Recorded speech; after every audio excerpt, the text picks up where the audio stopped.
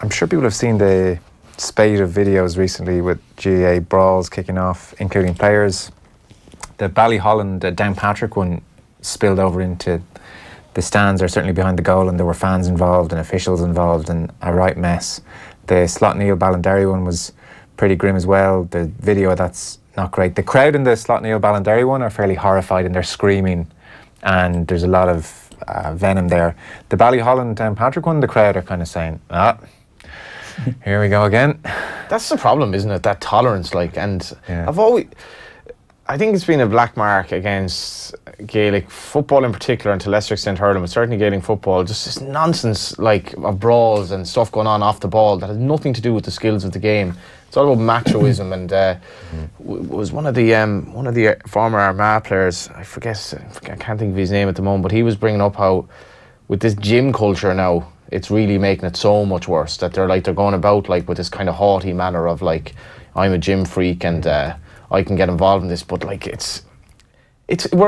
nearly expecting it now every weekend at the moment, aren't you? Yeah, I think so. I mean, it's hard to know if we're just seeing more of it because everybody has a phone now and everybody has WhatsApp, or actually if it's happening more regularly. I suspect it's happening about as much as it always has, and we're just in a certain spate of them and we're seeing them.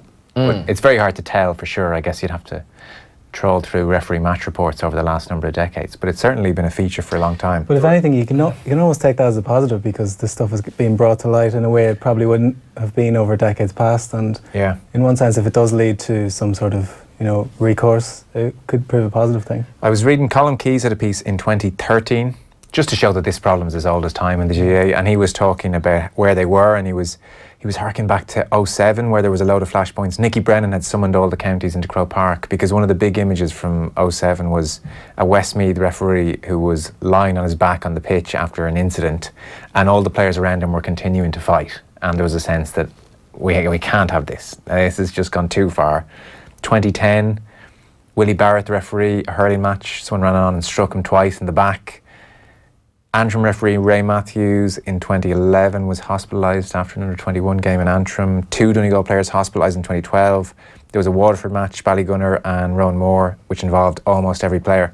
So this thing is just ticking along for decades. There's people who should know better as well. I'm thinking of when I was playing as a nipper, like how some of the parents were they were like so energised, to put it mildly, in the sideline, but it's nothing short of scandalous what referees have to put up with in Gaelic games. I think it's not a particularly well paid job, it's not an attractive job, it's a seriously difficult job in the modern age, with a tackle that is still, if not ill-defined, a little bit open to interpretation, notwithstanding all this nonsense, and then a lack of respect on top of it, and the tolerance of that is disgusting, I think. And people have raised there's a certain hypocrisy going on when county boards will hand out suspensions to club players, and then the same week, if their county team has been involved in an incident, like people mentioned that Tyrone Armagh under-20 game, they'll appeal all those suspensions as well. So on the one hand, they're dishing it out to clubs, but then they'll appeal the inter-county games, and maybe, I think Enda McGinley, who'll be on a 7:30, thinks it's gone to a point now where you just can't trust county boards. They're not doing a good enough job here. It's just a mess. We need to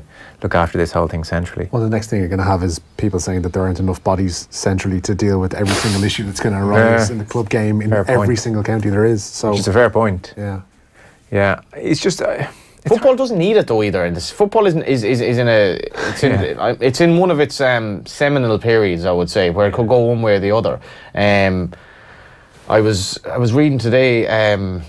Sean McDermott is in the Ireland squad. I think he's the third choice keeper. Is that right? Christiansen, yeah. Yeah. So I didn't know much about this player, and I was looking him up on Wikipedia.